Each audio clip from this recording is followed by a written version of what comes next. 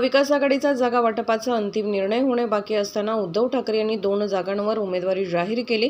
आघाडी धर्म पाळला असता तर बरे झाले असते। चर्चा सुरू असताना उमेदवार घोषित करणे यामुळे आघाडी धर्माला गालबोट लागले। यावर त्यांनी पुनर्विचार करावा। प्रकाश आंबेडकर यांना 4 वरून अजून एखादी जागा वाढवून देता आली असती। ज्यावेळी पुरोगामी मताचं विभाजन होतं त्याचा अप्रत्यक्ष फायदा भाजपाला होतो। हुकुमशाही विरोधी लढाईमध्ये आपण कमजोर होण्यासाठी हा निर्णय आंबेडकरांनी घेतला का, हा प्रश्न आहे। महाविकास आघाडीच्या जागांच्या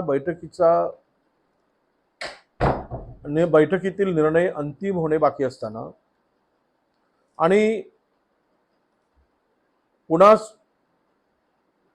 उद्धव ठाकरेजी साहेब आणि शरद पवार साहेब आणि काँग्रेस या महाविकास आघाडीची बैठक आणि चर्चा ही संपली नसताना उद्धवजी ठाकरे यांनी ज्या 2 जागावर उमेदवार घोषित केलेला आहे, थोडासा आघाडीचा धर्म जर पाडला असता तर नक्कीच आपल्याला त्याचा आनंद झाला असता। शेवट 3ही पक्ष मिळून अंतिम निर्णय घ्यायचा असतो आणि चर्चा संपली नाही, चर्चा सुरू आहे। अशा स्थितीमध्ये उमेदवार घोषित करणं हे थोडा आघाडी धर्माला निश्चितपणे थोडा गालबोट लावल्याच्या सारखं मला वाटतं। यावर त्यांनी जर पुनर्विचार केला तर सगळे 3ही पक्ष मिळून खुल्या मनाने या निवडणुका आपल्याला पार पाडता आल्या असत्या।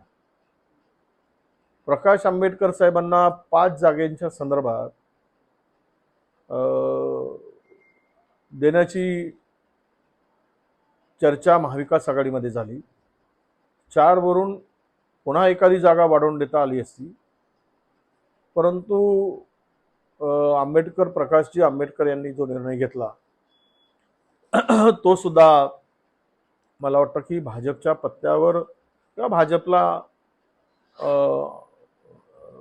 आपण इनडायरेक्टली मदत करणारा ठरेल।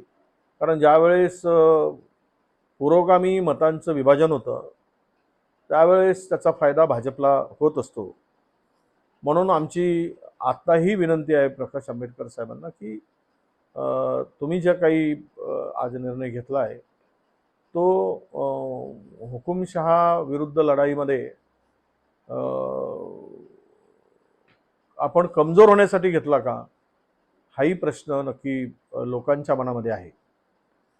मला वाटतं आणि आमची विनंती आहे की घेतलेला निर्णय हा त्यांनी सुद्धा पुनर्विचार करावा आणि बहुजन वंचित आघाडींनी बाहेर पडण्याची जी काही घोषणा केली असेल त्या संदर्भात पुन्हा चर्चेला त्यांनी सुरुवात करावी आणि महाविकास आघाडी बरोबर राहून या देशातील जे संविधान विरोधी सरकार आहे किंवा हुकुमशाही वृत्तीचं सरकार आहे, या सरकारचं अधपतन करण्यासाठी जर सोबत राहिले तर नक्की आनंद होईल, अशी आमची त्यांना विनंती आहे।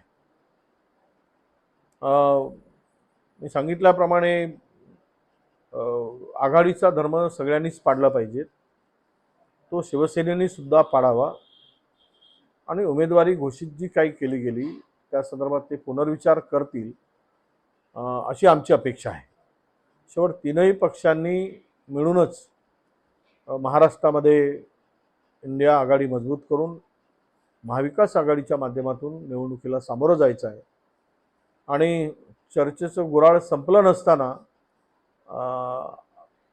अनपेक्षितपणे त्यांनी किंवा अचानक त्यांनी त्या जागा घोषित केलेल्या आहेत त्या संदर्भात खरंच कार्यकर्त्यामध्ये सुद्धा नाराजीचा सूर आम्हाला दिसतो आहे।